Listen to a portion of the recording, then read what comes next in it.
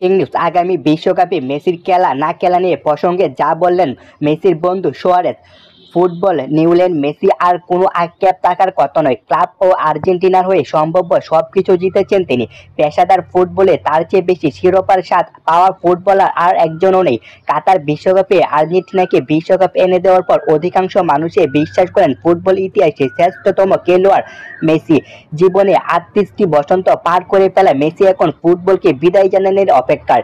কিন্তু শেষ বেলায় মিলিয়ন ডলারের প্রশ্ন মুখে দাঁড়িয়ে ইন্টার মায়ামির এই তারকা 2026 বিশ্বকাপে আর্জেন্টিনার জার্সিতে দেখা যাবে তাকে।